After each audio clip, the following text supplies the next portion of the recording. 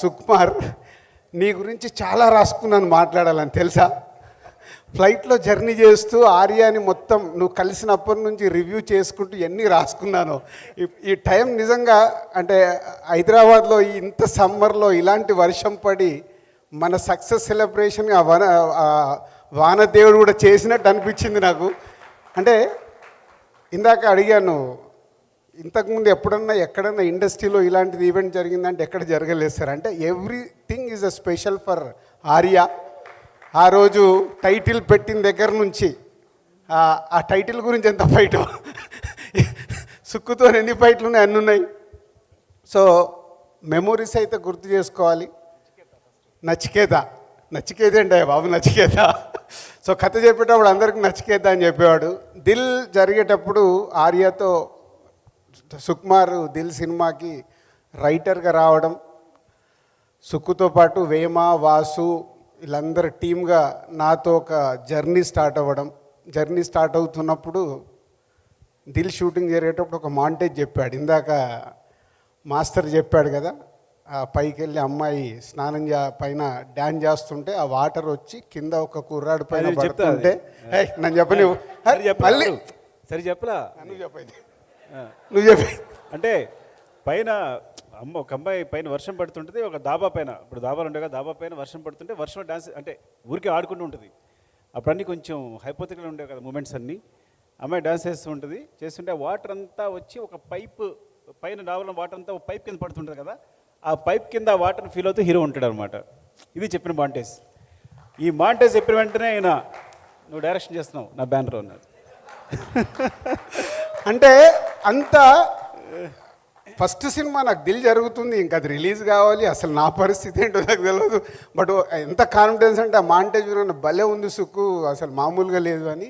ఒక జర్నీ అంటే నాకు అందరు అసిస్టెంట్ డైరెక్టర్లతో వీళ్ళందరితో ప్రొడ్యూసరు అసిస్టెంట్ డైరెక్టర్ రిలేషన్ కంటే ఒక క్లోజ్ అసోసియేట్ అయ్యేది మా అందరికీ. అలా జర్నీ స్టార్ట్ అయింది. దాని తర్వాత సుకుమార్ అన్నపూర్ణ 7 ఎకర్స్లో దిల్ సాంగ్ జరుగుతుంది సార్, నేను కథ చెప్పాలి అన్నాడు. అంటే కొంచెం మాయ చేశాను యాక్చువల్గా. మధ్యాహ్నం రెస్టారెంట్లో నిద్రపోయేవారు, ఈయన డోర్ ఓపెన్ చేస్తే నేను మెలుగు ఉండేవాడిని కావాలని. సో పక్కన నా సిన్సియారిటీ గుర్తించాలి అని. అప్పుడు నిద్ర పట్టేది కాదనుకోండి. అలా ఆఫీస్కి వెళ్ళాక ఈ కథ వినడం జరిగింది. ఫస్ట్ హాఫ్ అసలు వినగానే ఇందాక దేవి చెప్పినట్టు ఒక మ్యాజిక్ ఏంటి అని అలా జర్నీ స్టార్ట్ అయ్యి కథని జర్నీ చేస్తూ దిల్ కంప్లీట్ చేశాం. దిల్ కంప్లీట్ అయిన తర్వాత దిల్ రిలీజ్ రోజు ముందు చెప్పా, దిల్ హిట్ అయిందనుకో నేను ప్రొడ్యూసర్గా నిలబడతా, అప్పుడు నీకు అవకాశం ఇస్తా. సో మార్నింగ్ షో అయ్యి సంధ్యా థియేటర్కి వెళ్ళి బయటకు వస్తుంటే ఊరి నుంచి ఫోన్ చేశాడు సుక్కు, సార్ ఏంటి అని. సూపర్ హిట్, ఇప్పుడు నువ్వు బస్ ఎక్కి రావచ్చు. అంటే మాకు అలాంటి కాన్వర్సేషన్ చాలా వచ్చేసాడు. ఇక అక్కడి నుంచి జర్నీలో రవితేజకి కథ చెప్పాం. రవి బాగుంది సార్ అంటే ఊరికి ఆప్ చేస్తున్నా, గుర్తుంచుకోండి ఏం చెప్పబోతున్నారు, గుర్తుంటుంది కదా. ఓకే, అంటే నేను ఎంత సిన్సియర్ ఫ్రాంక్గా చెప్పాలంటే సినిమా చేస్తానని చెప్పారు కానీ చేస్తారనుకోలే, నేను ఊరికే ప్రామిస్ చేస్తారనుకుని. కానీ సినిమా హిట్ అయింది, వెంటనే ఫోన్ చేసి నువ్వు సినిమా చేద్దు కానీ 2 మా థియేటర్కి వెళ్ళి ఇలా బయటకు వచ్చే సుక్కు ఫోన్ వచ్చింది. అందరు అప్రిషియేట్ చేస్తున్నారు దిల్ గురించి. అంటే ఆ నమ్మకం చెయ్యాలి, ఒక చాలా కొత్తగా చేశాడు. అలా జర్నీ స్టార్ట్ అయింది. రవిని కలిసాము, ఒకరోజు ప్రభాస్ దగ్గరికి వెళ్ళాము. ప్రభాస్ తర్వాత ప్రభాస్ కూడా అప్పటికే 2 సినిమాలు చేస్తున్నాడు. ఈ జర్నీలో దిల్ సినిమా ప్రివ్యూ షో తరుణ్ ఎవరో చూస్తామనంటే ప్రసాద్ ల్యాబ్లో షో వేసాము. సో మేమిద్దరం అక్కడ చెట్టు కింద నిలబడుతుంటే ప్రభాస్కి షో వేసాము. ఎవరికి? తరుణ్ అంటే వీళ్ళందరూ వచ్చారు. సో అలా మేము చీకట్లో చెట్టు కింద దీని గురించే. సో దిల్ హిట్ అయింది, ఇప్పుడు ఆర్యాని కాదు ఈ సినిమా చేయాలి, దిల్ హిట్ అయింది ఈ సినిమా చేయాలి ఎలా. సో అట్లా ఒక స్కార్పియో అలా ముందుకు వెళ్ళిపోయి ఆగి టింగ్ టింగ్ టింగ్ టింగ్ ఒక బాడీ లాంగ్వేజ్ వస్తుంది. ఇద్దరం అక్కడ నిలబడుతుంటే దగ్గరకు వస్తే బన్నీ. సో అప్పుడు బన్నీ అప్పటి అలా ఉండదంటే ఫ్రేమ్లో ఎంటర్ అయితే డార్లింగ్ అని అరిచేసేవాడు. ఆ ఫ్రేమ్ అవుట్ అయిన తర్వాత కూడా ఆ డార్లింగ్ వినిపిస్తూ ఉండేది. ఎందుకంటే అరుస్తూనే ఉండేవాడు అనమాట ఎక్కడి వరకు, అంత ఎనర్జీ అప్పట్లో. అంటే ఇట్స్ గ్రేట్ మూమెంట్స్. అలా రాగానే సుక్కు నేను అరే బాడీ లాంగ్వేజ్ అంతేంది నీ క్యారెక్టర్ లాగా ఉందని బన్నీ లోపలికి వెళ్ళిపోయాడు. నేను అబద్ధాలు చెప్పొద్దు, నిజాలు మాట్లాడుకుందాం. నిజమే, నిజం కాదు, నిజాలు మాట్లాడుతాం నిజాలే. ఓకేనా? అసలు ఇంకా నేను చూసి అప్పుడు హీరో పేరు నచికేత అనమాట, దానికి ఒక కథ ఉంది నచికేత అని పేరు పెట్టడానికి. నేను వెతుకుంటే చూస్తే నేను ప్రభాస్ దగ్గరికి వెళ్ళినప్పుడు చెప్పాను ఫ్రెండ్గా, ప్రభాస్ రాజుగారి కథ చెప్పన్నారు కానీ ఎందుకు నీకు కరెక్ట్ కాదనిపిస్తుంది అని. అప్పట్లో నేను మాకు అవన్నీ ఏం తెలుసు, కథ ఉంది హీరో కావాలి అని. సరే విందామంటే నేను విన్న తర్వాత కూడా అవును కరెక్ట్ మీరు చెప్పింది, నేను కరెక్ట్ కాదు. సో నేను I'm switch off my hero, actually I'm switch off my energy. నేను ఏం ఫీల్ అవుతున్నా అనేది అది కొంచెం వేరేలా ఉండొచ్చు. కానీ ఎప్పుడైతే బన్నీ దిగి అరుస్తూ కేకలు పెడుతున్నాడో, నేను చెట్టు దగ్గర ఉండి ప్రకాష్ వేమ, అప్పుడు మేము ముగ్గురం స్క్రిప్ట్ చేసింది. సో ప్రకాష్ అన్నాడు, అరే మా నచికేతరా అన్న, చూడాలన్నాడు మా నచికేతరా అంటే ఏం మాట్లాడుతున్నావు నువ్వు అన్నారు ఈయన. నిజం అది. ఓకే ఓకే 20 ఏళ్ళ క్రితం 21 ఇప్పుడు ఇప్పుడు బన్నీ సుక్కు నువ్వు నువ్వు సక్సెస్ఫుల్ డైరెక్టర్. ఇప్పుడు నేను నీతో పెట్టుకోలేను, నువ్వు చెప్పు. సభ ఫన్నీగా చెప్తా, తర్వాత మీరు సపోర్ట్ చేసింది వేరే. నువ్వు అయిపోయాక నైట్ నేను ఇంటికి వెళ్ళగానే ఫోన్ చేసా, ఫోన్ స్విచ్ ఆఫ్. అప్పుడే నంబర్ తీసుకున్నా, స్విచ్ ఆఫ్. మార్నింగ్ 7 o'clock నాకు కాల్ వచ్చింది. కాల్ బ్యాక్ ఇమీడియట్గా కన్విన్స్ అవుతారు చేసి, అవునా కరెక్ట్ అని వాళ్ళు ఇస్తున్నావు నీకు కదా, నీకు తెలుసు కదా, ఓకే చెప్దామని. అప్పుడు ఈయనకి వెళ్ళి వెంటనే అక్కడే మీరు నైట్ 12 o'clock నాకు గుర్తుంది బాగా, వెళ్ళి కథ చూడు నీకు కథ చెప్పిస్తానన్నారు బన్నీకి. కథ చెప్పిస్తానంటే నేను పక్కనే ఉన్నా, నీకు మంచి కథ చెప్పిస్తావు బన్నీ, చాలా బాగుంది చేద్దుగానంటే బన్నీ ఏమన్నాడు తెలుసా, సార్ ఇప్పటికి 71 కథలు విన్నాను, ఇంకా 72సారి అంటే గుండె 72 సార్లు కొట్టుకుంటుందంట ఒక నిమిషానికి, నా గుండె ఆగిపోతుంది సార్, అలా ఉంది సిచ్యువేషన్ అంటే. నేను వెంటనే నేను కంగారు పడిపోయి ఇతనే కథ చెప్పేదన్నా అంటే, కంగారు పడుకొని ఈ గుండె నేను కాపాడుతాను. సో నైట్కి చేస్తే ఫోన్ స్విచ్ ఆఫ్. అప్పుడు ఆ రోజుల్లో అందరు ఇంటికి వెళ్ళిన తర్వాత ఫోన్లు ఆఫ్ చేసుకున్నారు. బట్ ఒక అలర్ట్ వచ్చేది. Next day morning Bunny on చేయగానే అలర్ట్ వచ్చినట్టుంది. 7 o'clock నాకు కాల్ వచ్చింది, అది ట్రై చేసినట్టున్నారు. అదే నైట్ మాట్లాడాం కదా, అది కథ వినాలని. ఇమీడియట్లీ అదే రోజు 2 హాఫ్లు, first half morning session, second half break lunch తర్వాత 2 సార్లు వినేసి అక్కడి నుంచి మా జర్నీ మొదలైంది. ఇక వెనకాల బన్నీ ఉన్నాడంటే వెనకాల అరవింద్ గారు రావాలి కదా. మార్నింగ్ సెషన్ అయిన వెంటనే ఫస్ట్ హాఫ్ అయిన వెంటనే తను సూపర్ గంతురేసేసి తన కార్లో డ్రాప్ చేశాడు నన్ను. ఆఫీస్కి కార్లో డ్రాప్ చేసి వెళ్ళాడు. డ్రాప్ చేశాడు ఇక్కడే, ఇది మన ఆఫీసు సాగర్ సొసైటీలో. అక్కడి నుంచి బన్నీకి నచ్చింది, బాగుంది. బట్ అరవింద్ గారు ఎంటర్ అయ్యారు. సో ఆల్రెడీ చెప్పేసా, ఒక సెషన్ అయింది కాదయ్యా బాగుంది ఇది, సార్ ఓకే సార్ చేసుకొని వస్తాం, వెళ్ళాలి. ఏం చెప్పారు, మళ్ళీ రాసుకోవాలి. 2వ సెషన్ అయింది. ఇక సుక్కు ఆల్రెడీ ఆ కథని లోపల పెట్టేసుకొని తను ఏదైతే రాసుకున్నాడో ఎప్పుడు చెప్పించినా అదే ఫ్లో వస్తుంది. సో 3rd టైం అయిపోయి బయటకు వచ్చిన తర్వాత గీతా ఆర్ట్స్ ఆఫీస్ ముందు ఇట్లా కారు వచ్చేస్తూ ఇట్లా వేసేసుకుని, సార్ నాకు సాయంత్రం బస్ టికెట్ వేసేయండి. ఏమైందే, నా వల్ల పట్టింది. నాకు ఆగు సుక్కు, ఇప్పుడే కదా ఏదో చెప్పాడు, మనం ఏంది నమ్ముతున్నాం కదా వెళ్దామని. మళ్ళీ అసలు ఏంటి ఏమైంటుందని వేమ, వాసు అండ్ ప్రకాష్. అప్పుడు సార్ ఒక డైలాగ్ ఎంత చెప్పాను నాకు ఉంటుంది ఏంటంటే, సార్ ఒక్క పాట 100 సార్లు చెప్పలేక లెక్చర్ జాబాలు వచ్చేసాను, ఇప్పుడు ఇక్కడ అదే చేయమంటారు ఆయన. నేను చేసి సార్ వెళ్ళిపోతున్నాను, సినిమా అక్కర్లా, నేను జాబ్ చేసుకుంటాను, మ్యాథమెటిక్స్ చెప్పుకుంటా, అదే బెటర్గా ఉంది, చెప్పిన పాట మళ్ళీ చెప్పొచ్చు, అయిపోయింది. నాకు అప్పుడు స్కోడా కార్ ఏదో ఉంటే వచ్చేసి ఈవినింగ్ బస్ టికెట్ వేసేయండి అంటాడు. సరే అయిపోయి మళ్ళీ జర్నీ స్టార్ట్ చేస్తే ఏదో ఒక దగ్గర కమ్యూనికేషన్ ఆగిపోయింది ఈ సినిమాకి. తర్వాత సత్యనారాయణ రెడ్డి గారి ద్వారా మళ్ళీ మాకు కమ్యూనికేట్ అవ్వడం, అరవింద్ గారు వాళ్ళ కథ ఏమైంది వాళ్ళు వెయిట్ చేస్తున్నారు. అప్పుడు కాన్ఫిడెంట్గా అనుకొని బన్నీని ఆఫీస్కి పిలిచాం. వినాయక చవితి రోజు బన్నీ ఆఫీస్కి వచ్చి కూర్చొని ఒక్కొక్క సీన్ చెప్తుంటే బన్నీ ఒక్కొక్క సీన్ రాసుకున్నాడు. అంటే మామూలు జర్నీ కాదు, వాళ్ళ 20 years తర్వాత కూడా ఈ సెలబ్రేషన్ చేస్తూ ఇక్కడ అందరం ఉన్నామనంటే ప్రతి ఒక్కరు ఈజ్ ఇన్వాల్వ్మెంట్. బన్నీ నేను హీరో అని, సుక్కు డైరెక్టర్. సినిమా మెటీరియలైజ్ చేయడం కోసం ఫ్రాంక్గా చెప్పాలంటే వీళ్ళిద్దరు కష్టపడ్డారు. ఇప్పుడు నిజాలు మాట్లాడుకోవచ్చు కాబట్టి. ఎందుకంటే సెకండ్ హాఫ్ ఇద్దరు కూర్చుని నేను ఇంకా చెప్తాను కదా, నా మైండ్ ఆఫ్ అయిపోయింది, మళ్ళీ చెప్పలేను, అలాంటి కొంచెం ఫ్రాంక్గా చెప్పాలంటే చెప్పలేకపోతున్నా. ఆ సిచ్యువేషన్లో ఇద్దరు కూర్చుని చెప్పారు అరవింద్ గారికి సీన్ టు సీన్.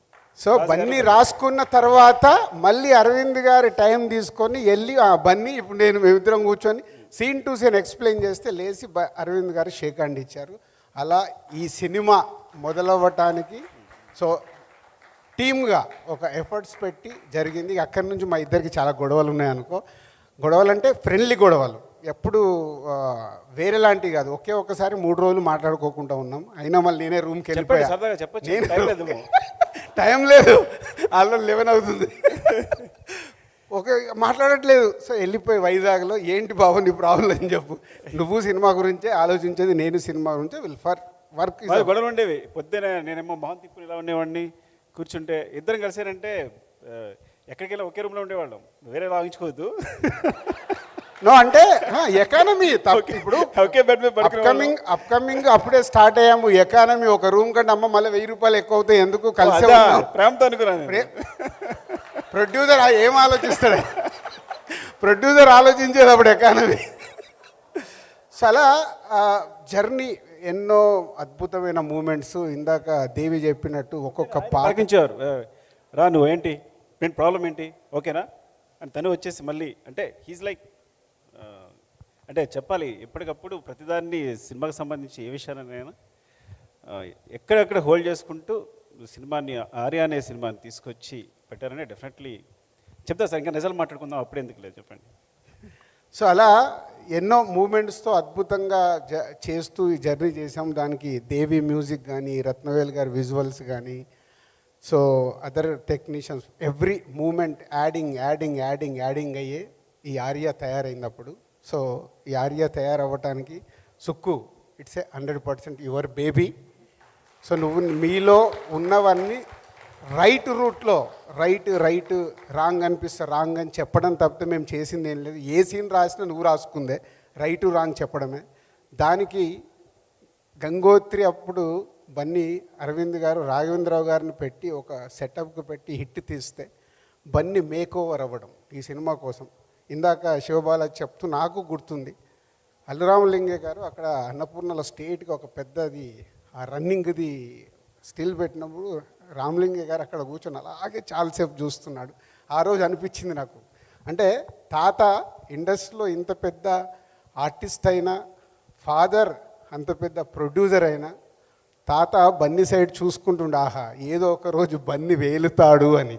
అది ఈరోజు నిజంగా అంటే అది ఎఫర్ట్స్. బన్నీ ఈరోజు ఈ స్థాయిలో ఉండటానికి మాది ఆల్మోస్ట్ బ్రదర్స్ జర్నీ అయిపోయింది.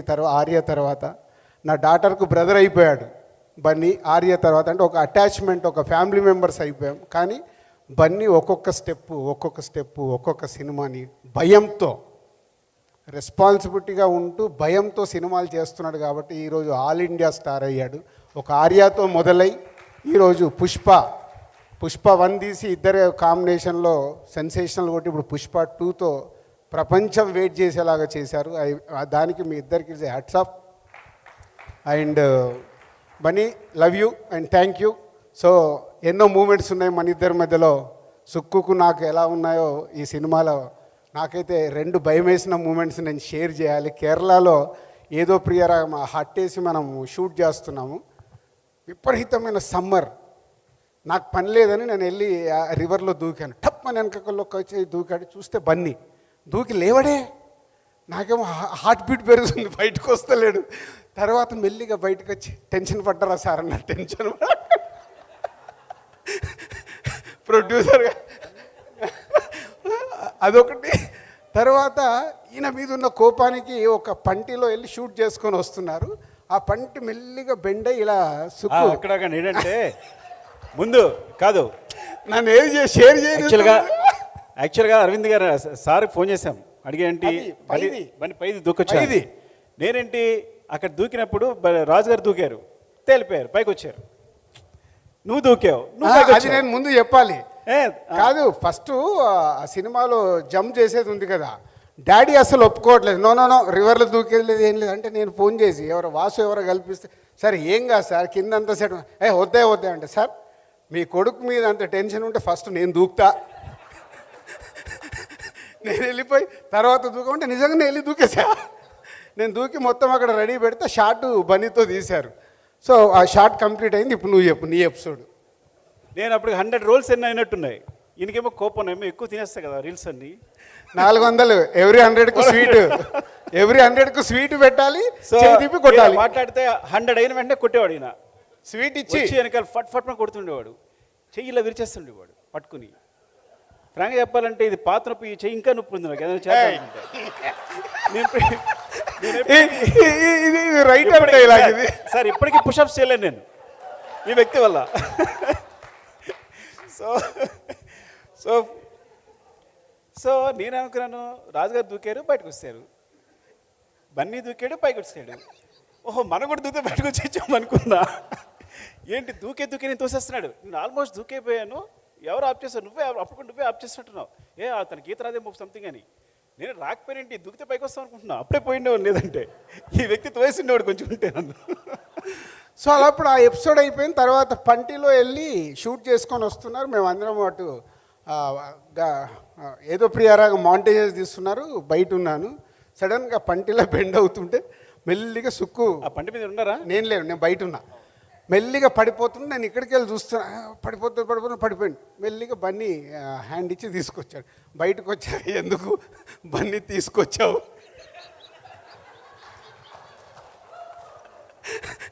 వదిలేస్తే అయిపోయేది, నాకు పీడ పోయేది కదా. అంటే వాళ్ళిద్దరు ఈ సినిమా హిట్ అవుతే ప్రామిస్ చేయించుకున్నారు. వెంటనే బన్నీ వెంటనే ఫామ్ చేస్తున్నాడు, నాది 7 సినిమాలు చేయాలి నువ్వు బయటికి రాగానే. సో ఇలా ఎన్ని సరదా మూమెంట్లు అంటే ఒక సినిమాని నా ఈ 56 సినిమాలు అయినాయి, ఆర్య ఈజ్ ఫర్ ఎవర్. ఆ ఎంజాయ్మెంట్ కానీ ఆ జర్నీ కానీ ఇంకా అది మళ్ళీ దొరకలే. అంటే is a beginning days efforts పెట్టి జర్నీ చేసి అందరము ఒక టీం లాగా చేసి సక్సెస్ కొట్టడం. 125 డేస్ ఆ సినిమా ఆడుతున్న రోజులు ప్రమోషన్ చేస్తూ, ట్రిప్పులు వేస్తూ, జర్నీలు చేస్తూ, మొత్తం ఆంధ్రప్రదేశ్ మొత్తం, పాత ఆంధ్రప్రదేశ్ మొత్తం తిరిగాం, ఏ జిల్లా వదిలిపెట్టకుండా అంత ఎంజాయ్ చేసాం ఈ సినిమాని. ఆ ఎంజాయ్మెంట్ మళ్ళీ ఈరోజు 20 ఇయర్స్ తర్వాత కూడా కలగడం చాలా happy. Thank you Sukku, thank you Bunny and Devi, Rathnavel గారు, everyone, all technician, Shankar master and Seenu, Babulu and Sastry గారిని మిస్ అయ్యాం. శాస్త్రి గారి పాటలల్లో ఒకరోజు సుక్కు ఏదో టప్మని లిరిక్ మార్చుకున్నాడు, గుర్తుందో లేదో. అవునవును, ఆయన నాకు పోయి one side love oh my brother బ్రదర్లో రాత్రి మేము ఒక్క కూల్ డ్రింక్లో 2 స్టాల్ వేయక్కర్లేదు, సొల్లు కబులు చెప్పక్కర్లేదు, ఏదో రాసి వేసాం. సో 2 లైన్లు మార్చాడు, సాంగ్ రిలీజ్ అయ్యాక శాస్త్రి గారు నాకు ఏందయ్యా నేను రాసి ఇచ్చింది. మమ్మల్ని తిట్టారు పిలిచి, అరే మీరు పేరుని రాసుకోవచ్చు కదరా, ఎందుకు రాశారా మీరు, సొల్లు కబుర్లు అనేది సొల్లు అనేది ఉర్దూ పదరా, తెలుగు కదరా అని చెప్పి మా ఇద్దరు దారికి తిట్టారు అప్పుడు. సో అలా ఒక్కొక్కటి దేవితో కానీ శాస్త్రి గారితో కానీ, అలాగే we missed Madhu, mixing Madhu. So Madhu కూడా అప్పుడు ఎంతో ఎఫర్ట్స్ పెట్టి ఈ సినిమాకి ప్రతి ఒక్కటి కేర్ తీసుకున్నాడు. And Sukku team, Prakash, Vema, Vasu and అప్పుడు అసిస్టెంట్ డైరెక్టర్గా ఉన్న వేణు, సురేష్, భాస్కర్, ఇలా ఒక్కొక్కరు ఈ సినిమా రిలీజ్ అయిన తర్వాత ఈ సినిమాకు పనిచేసిన వాళ్ళు ప్రతి ఒక్కరు డైరెక్టర్ అయిపోయారు.